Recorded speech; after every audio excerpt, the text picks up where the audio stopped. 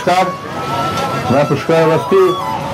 आज मेरे साथ आरिफ अज़ाकिया साहब हैं, जिनका इंट्रोडक्शन की मोहताज नहीं है।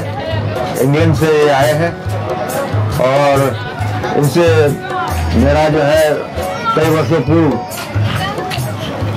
यूट्यूब के माध्यम से परिचय हुआ था और वहाँ से बात बढ़ते बढ़ते जो है आज ये स्थिति हो गई कि आरिफ भाई ने भारत आना था और ये मेरा सौभाग्य है कि आरिफ भाई ने मुझको ये मौका दिया कि मैं इनके साथ जो है घूम सकूं, क्योंकि ये यात्रा विशेष है। और मैं उसी संदर्भ में आरिफ भाई से बात करना चाहूँगा। आरिफ भाई, आप भारत आए, ये तो मुझे भी मालूम है किस लिए आए हैं, लेकिन मैं जानना चाहता हूँ कि आप भारत जो आप फील कर रहे हैं वो मैं नहीं फील कर सकता। एहसास मुझे हो सकता है, लेकिन आपकी मूल भावना जो है जब भारत आए और जो आपने किया, जहाँ गए, उसके बारे में जो है क्या दर्शकों को बताना चाहेंगे। अजीज दोस्तों नमस्कार। ब्लेसिंग्स हैं मुझ पे, मैं आज इधर खड़ा हूँ। कितने लोग इंतज़ार कर रहे हैं कि वो इधर आएँ, लेकिन मुझ पे राम जी की कृपा है कि आज मैं यहाँ पहुँचा हूँ। फीलिंग्स अल्फाज में कोई बयान कर नहीं सकता। यहाँ पे खड़े होकर फीलिंग्स अंदर होती हैं और इस हद तक इमोशनल हैं कि मैं बता नहीं सकता। मुझ पर कितना ही कृपा है कि मैंने सोमनाथ जी के दर्शन किए, मैंने मथुरा जी के दर्शन किए, अयोध्या में जो मैंने सारा अंदर श्री हनुमान जी के मंदिर में हमने दर्शन किए, श्री राम जी। और यहाँ पे जो देख के खुशी होती है कि जो अत्याचार इधर हुए हैं सदियों से, उनमें पहला करेक्शन हुआ है तो यहाँ ये है वो जगह जिसको कि ये कहते थे कि बाबरी मस्जिद है। और यहाँ देखें, यहाँ पे correction of historical blunder, historical atrocity का पहला स्टेप है। ये अभी बहुत कुछ करना बाकी है, लेकिन 12 ये श्री राम जी की जन्मभूमि है और यहाँ पे करेक्शन करना ज़रूरी था। यहाँ पे मैं जब से एंटर हुआ हूँ, कई घंटों से हम इधर हैं और जो माहौल देख रहे हैं, जो यहाँ पे लोगों के जो जज्बात हैं, तो पता चलता है कि ये लोगों की खुशी थी जिसकी ऊपर यहाँ पे काम हुआ है। मैं ख़ास तौर पे श्री नरेंद्र मोदी जी की सरकार, श्री योगी जी महाराज की सरकार का बड़ा ही मशहूर हूँ कि उन्होंने इस पे दिन रात का एक करके काम किया है और एक नई दुनिया यहाँ पे बसाई जा रही है। और पूरा अयोध्या जब कंप्लीट हो जाएगा तो ये दुनिया में एक शाहकार सिटी होगा। डेवोटीज के लिए ये एक बहुत ही ज़बरदस्त एक यात्रा होगी यहाँ आने की। और मैं समझता हूँ कि यहाँ पे जो हमने श्री हनुमान जी के मंदिर में अंदर जाके जो चीज़ें देखी, एक अंदर से एक वो होती है, फीलिंग होती है, जेन्युइनिटी की फीलिंग होती है। ये 1500 साल की बात नहीं हो रही, ये कई हज़ार साल की बात हो रही है। राजा दशरथ का हमने महल देखा, सरयू नदी हमारे सामने है। अब आप देखें, ये सरयू नदी यही है जहाँ से राम जी गए थे। ये सब हिस्ट्री हमारी मौजूद है, इसको कोई झुठला नहीं सकता।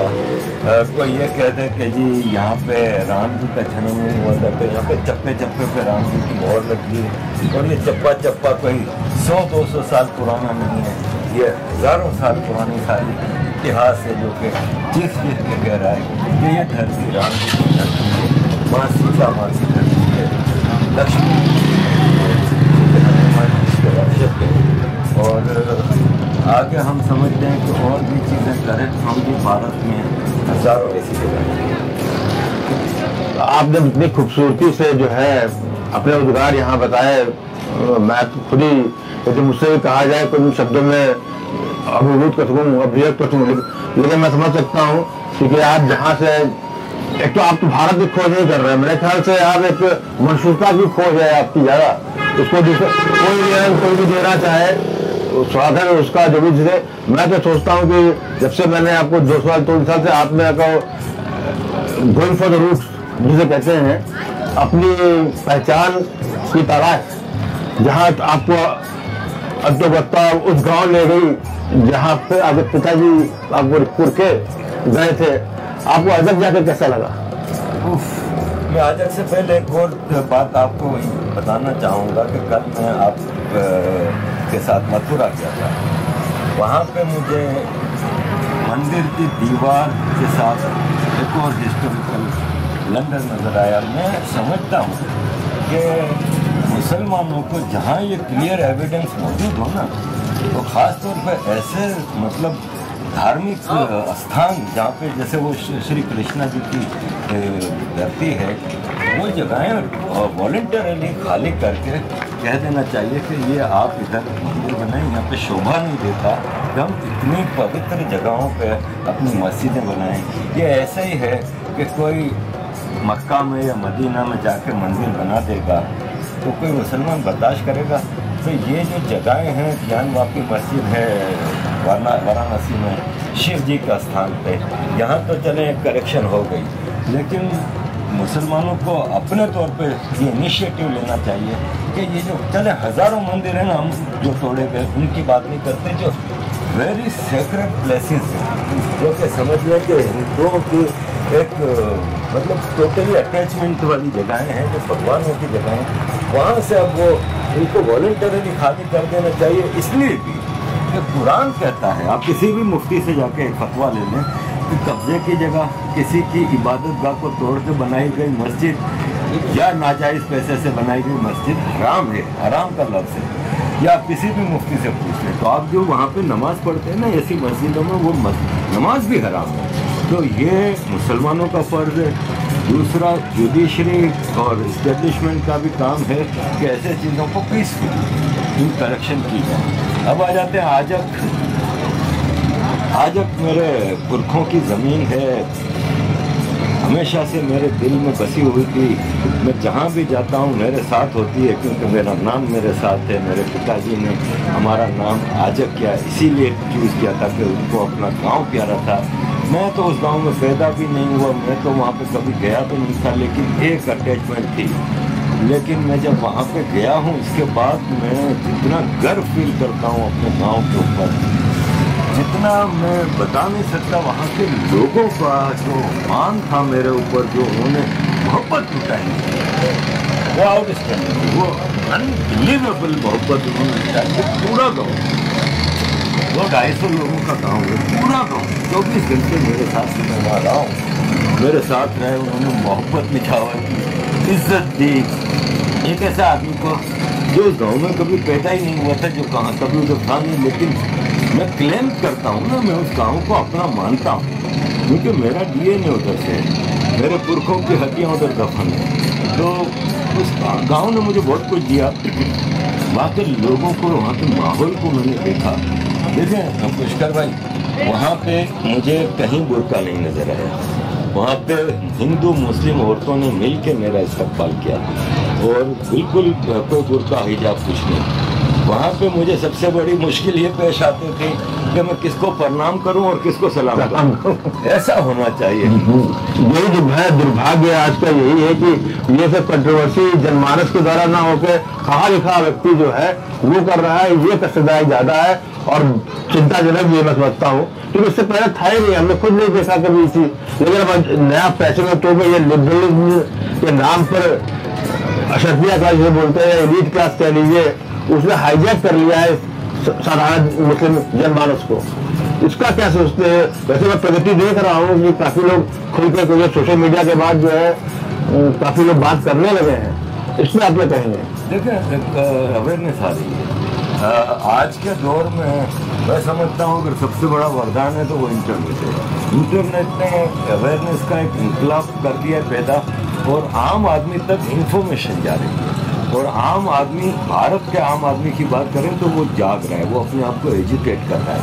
अब वो सूरत हाल नहीं है कि एक सरकारी चैनल था, वो आपको जो पढ़ाता था वो आप पढ़ लेते थे। एक अवेयरनेस नहीं होती थी, आम आदमी को पता ही नहीं था वो चला जा रहा है। तो मैं समझता हूँ कि ये जो इंटरनेट के ज़रिए अवेयरनेस आ रही है, आम आदमी में सोच आ रही है, आम आदमी में तब्दीली आ रही है। और स्टिल मैं आपको एक बात बताऊँ कि भारत है ना, उसकी जो परंपरा है वो हमेशा से स्ट्रॉन्ग रहना है, लेकिन किसी पर अत्याचार नहीं करना। वो आज भी हमें नज़र आती है।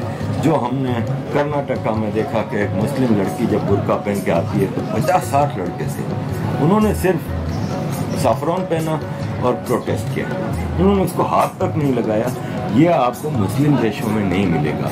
वहाँ पे अगर कोई ऐसी लड़की आके जय श्री राम का नारा लगाती ना तो उसकी टिक्का बोटी हो जाती है। लेकिन ये है, लेकिन अपनी पावर शो की। ये ज़रूरी है कि आप अपने डिफेंस में वायोलेंस के बगैर आगे। बिल्कुल, ये एक हल है। आम आदमी को जागना होगा अपने राइट्स के लिए और अपनी कौम, अपने धर्म, अपने कल्चर, अपनी हेरिटेज को बचाने के लिए यूनाइटेड होना होगा। सबसे ज़रूरी जो चीज़ मैं महसूस करता हूँ वो ये है कि Indian nationalism should prevail over everything. आप हिंदू हैं, मुस्लिम हैं, क्रिश्चियन हैं, सिख हैं, बुद्ध हैं, जैन हैं, पारसी हैं, whatever you are, atheist हैं, आपकी प्रायोरिटी देश है। देश है तो सब कुछ। देश कमज़ोर हो गया, समझे, धर्म भी कमज़ोर हो गया, सब कुछ। तो आप मतलब बहुत बड़ी बात कही है, लेकिन भारत के परिदृश्य में इतना अनफॉर्चुनेट रहा ये कि जो पढ़ा लिखा वर्ग जिसको कि समाज को गाइड करना चाहिए, वो लिबरलिज्म के नाम पे उन्होंने जो है बिल्कुल इंडियन आइडेंटिटी को ही जो है उन्होंने जो है गाली के रूप में, जैसे पहले हिंदुत्व को बनाया, वैसे आज इंडियन कहने पे भी प्रश्न लोग खड़ा करते हैं। ये बड़ा ही अनफॉर्चुनेट। उन ऐसे लोगों के लिए आपका क्या संदेश है? भाई देखें, वो तो करेंगे, ठीक है, वो उनका काम है। वो इंडिया से डरते हैं, वो इस सनातन कल्चर से डरते हैं, क्योंकि दुनिया की सबसे पुरानी कल्चर है ये। और सारे जो आपको मिलेंगे अम्बा सिविलाइजेशन, इनका सिविलाइजेशन, इजिप्शियन, ग्रीक, मेसोपोटामिया, जितनी भी आपको पुरानी सिविलाइजेशन मिलेंगी सब मिल गई हैं। ये सबसे पुरानी का है, इसलिए कि ये जेन्युइन है। ये इवोल्यूशन के साथ आई है, किसी एक आदमी के कहने से नहीं हुआ यहाँ पे कि ये ऐसा है, ऐसा करो, ऐसा करो। ये एक इवोल्यूशन के साथ आई है। इस कल्चर की ब्यूटी ये है कि जो हज़ारों साल पहले कह दिया था, आज आपको वेस्ट का साइंटिस्ट कहता कि ये करो तो ठीक होगा। हमें इसको करते रहना है। दुनिया कुछ भी कहे, हम गलत नहीं है, हमें करते रहना है। एक्सट्रीमिज़म, क्रिश्चियन एक्सट्रीमिज़म भी हमने देखी है, मुस्लिम एक्सट्रीमिज़म भी हमने देखी है, हिंदू एक्सट्रीमिज़म है ही। हिंदू एक्सट्रीमिज़म, कहीं कोई हिंदू आपको ये कहता मिलेगा कि हाँ भाई तुम भगवान राम की पूजा नहीं करोगे तो जहन्नम में जाओगे। नहीं, यहाँ पे एक्सट्रीमिज़म नाम की चीज़ ही नहीं है, ये फैक्ट प्रोपेगेंडा है। फैक्ट प्रोपेगेंडा से डर के हमें थोड़ी चुप होना है। यही तो जो हिंदुत्व को नहीं समझते या सनातन को लेके उस पर रहते हैं, उनको ये समझ में नहीं आता कि सनातन पूरा विमर्श है, इसमें जो है प्रश्न करने की पूरी आज़ादी है। आप उस पर और उसको संतुष्ट कीजिए। हर वक्त कहता है कि आप उस प्रश्न पे उत्तर को लेकर संतुष्ट कर लीजिए, कायल कर लीजिए, लेकिन उसमें जो है बाध्यता नहीं है। और इसी को जो है आज के परिप्रेक्ष्य में जो है हम भी, जैसे आप ने इतनी अच्छी तरीके से समझा है इन सब चीज़ों को, आपके माध्यम से तो मैं सभी मुसलमान भाइयों को कहूँगा, आप विमर्श कीजिए। आपको यदि डाउट है, डर है, कुछ भी है, या कहीं पे किसी तरह की भी, तो जब तक आप हमसे प्रश्न नहीं करेंगे, हमसे हमारा उत्तर नहीं देंगे, लेकिन प्रश्न ही नहीं करेंगे या उत्तर ही पसंद नहीं करेंगे, तो फिर बात गड़बड़ हो जाती है। और ये हमको तो, मैं तो जरा बात कह रहा था कि हमारा भी दायित्व है, हमको आपकी तरह एक्सट्रीमिस्ट बनना ही नहीं, क्योंकि वो जो है हम आपको बनके हम केवल आपके पर्यावरण बन जाएंगे। हमें आपका अपोजिट होना है, हमें पर्यावरण। देखें पुष्कर जी, मैं भारत के मुसलमानों से भी ये एक्सपेक्ट करता हूँ कि देखें, ये देश है ना, जितनी लिबर्टी दे रहे हैं ना आम आदमी को, चाहे वो किसी भी धर्म से ताल्लुक रखता हो, ये आपको यूरोप अमेरिका में भी नहीं मिलेगी। यहाँ के मुसलमान को भी पता है कि वो इतना आज़ाद है। जैसे यहाँ की कुछ मुसलमान लिखारियाँ हैं जो इतना फेक और हेट स्पीच बढ़ाती हैं, अगर वो यूरोप में होती ना तो अब तक बंद हो चुके होते हैं। उनके ऊपर हेट स्पीच के केसेस लग गए होते, उनके ऊपर सेमिटिज्म, एंटी सेमिटिज्म, फलान धुमकान वहाँ पे सब होता है। वहाँ पे आप बात करके देखें हॉलोकॉस्ट के खिलाफ, वहाँ पे ये चीज़ें बर्दाश्त नहीं होती, यहाँ पे होती हैं। यहाँ पे जितना मुसलमान को आज़ादी है ना माइनॉरिटी के नाम पे, जितना अपीसमेंट मिला हुआ है, जितना कुछ है, वो मोर देन इनफ है। इनको पता भी है मुसलमानों को। तो भाई अब बहुत हो गया, इस देश को सबको मिल के स्ट्रॉन्ग बनाना है, जब ही इस देश में आप भी स्ट्रॉन्ग हो। यहाँ पे भेदभाव नहीं है धर्म को, ना मोदी जी एंटी मुस्लिम हैं या ना मोदी जी है एक्सट्रीमिस्ट हैं, हिंदू एक्सट्रीमिस्ट, ना योगी जी हैं। मैंने यहाँ पर खुद चल के देखा है, यहाँ तो मुसलमान in every walk of life खुश है, प्रॉस्पेरस है और बढ़ रहा है आगे। कम्युनल लीडर्स के चुंगल से निकलना होगा।